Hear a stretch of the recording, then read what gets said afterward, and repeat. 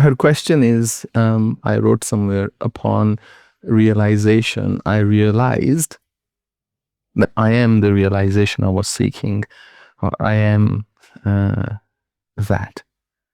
What do I mean by that? Precisely what I wrote, no more, no less. It's a very famous Zen saying that before realization, mountains were mountains and something else was something else. Rivers were rivers and trees were trees. During realization, mountains were no longer mountains and trees were no longer trees. After realization, mountains were mountains and trees were trees. If you, for a moment, think of the engine of a car. The engine is sitting still.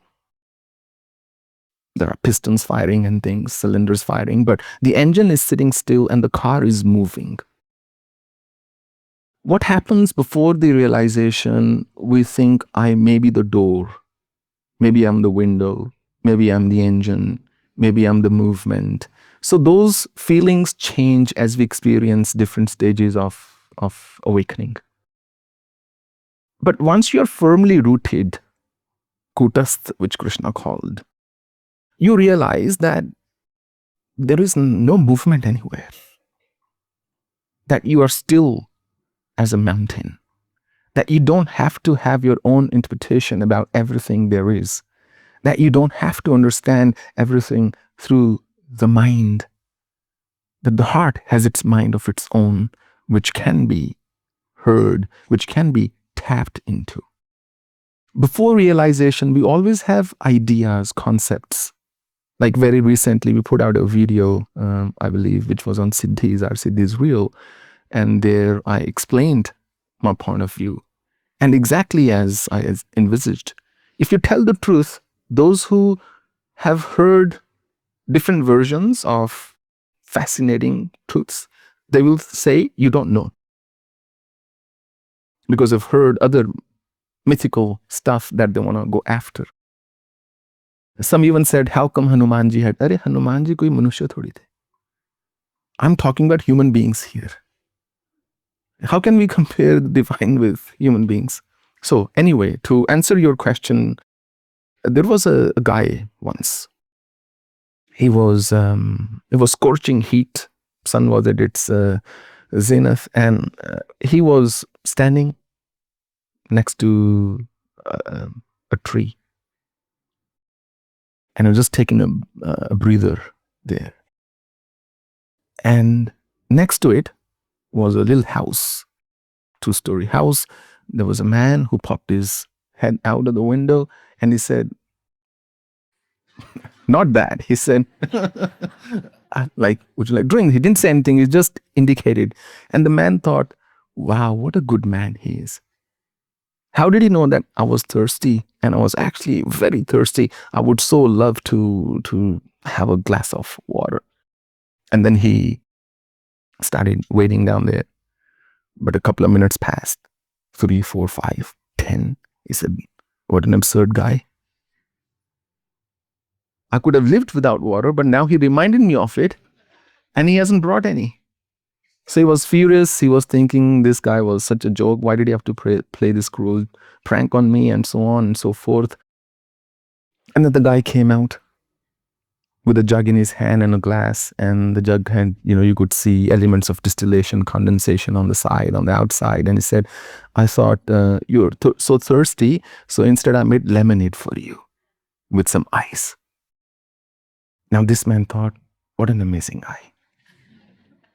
I was so wrong in thinking that this was just an absurd person who was out there to just play a joke on me, but what a sweet guy.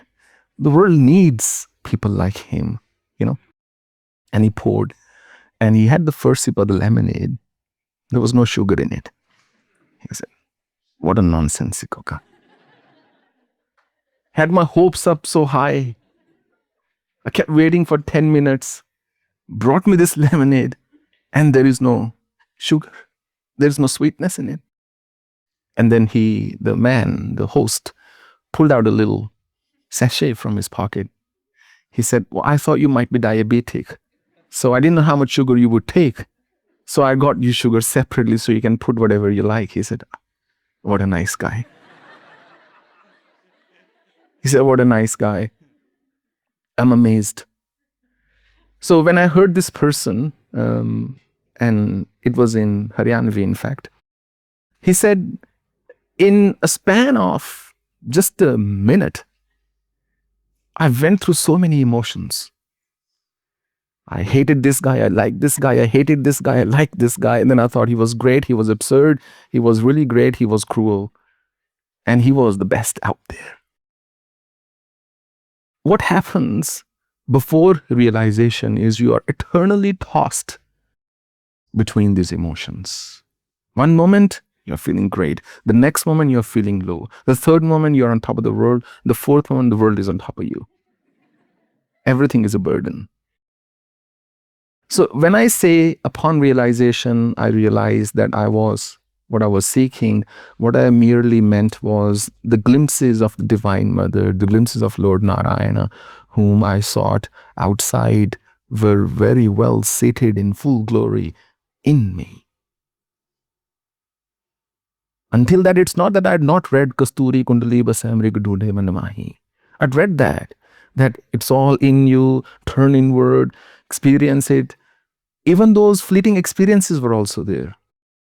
But to be firmly established in that divine vision was the greatest realization I had. And when the vision subsides, when the clouds dissipate, and then there is nothing but pristine clarity.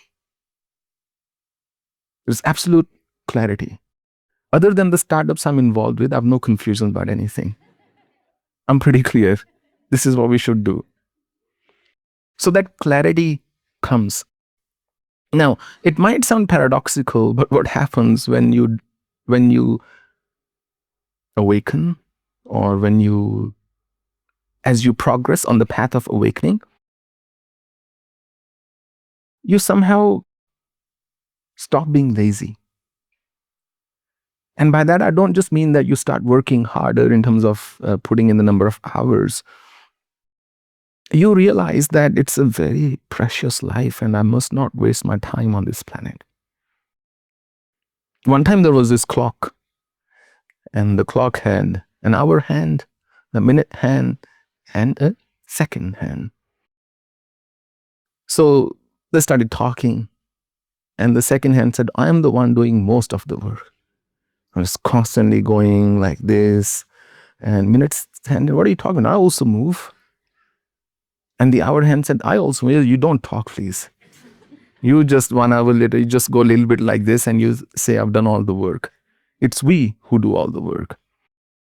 The hour hand said, look, I'm doing the job assigned to me. The second hand said, that's not good enough. I don't want to be working so hard that I'm constantly moving about. I've decided I'm not going to move. And the minute hand said, look, it makes sense to me. I'd also like to take some rest. So you're not going to move. They both stopped working. Now, naturally, the hour hand couldn't do anything on its own. And the owner looked at the watch. He said, look, something's wrong. He wound it again and things, but nothing happened. Then he took it to the watchmaker. He opened it. He examined. He said, it's all good. I don't see anything wrong with this watch. And the man puts the watch back on the table. And still, there's rebellion going on. There is mutiny between this minute hand and second hand. They refuse to move. The next day, the owner says, it's an old watch, doesn't want to work, throws it in the junk. And that was the fate of that watch. Nobody will watch it again, ever again. Nobody will wind it. Nobody will see it. It's useless. So the reason I said paradoxical, I'll tell you, clarify in a moment. If you stop being useful, If you stop working, you are not realizing your potential.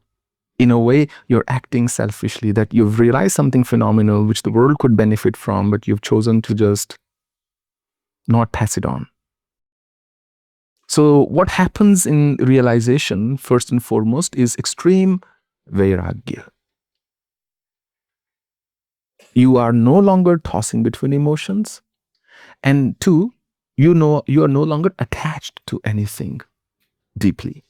In fact, I will go on record to say, if you really want rapid transformation, I would encourage you to sit down in peace and reflect on what your deepest attachment is. To what or to whom are you most attached? What would your life be without that attachment? That's the life you should be leading. Because then you will make decisions that are not just emotional in nature. It could be you're most attached to yourself, in which case we have a bit of a quandary, but you get the idea. And the reason I said paradoxical is there is great joy in not being useful. Really. This man with his apprentice was going through the woods to look for some wood, and they came across a giant tree. And the young apprentice said, "Look, let's chop this down. We'll have so much wood that lasts us a couple of years." He said, "No, we can't. It's too big. It's such a massive tree. We can't chop it down with our axes." And he said, "Oh, okay, well, let's go look for a smaller one." He said, "Do you know why this tree is so big, so giant, so massive?" He said, "Why?" He said, "Look, no fruits.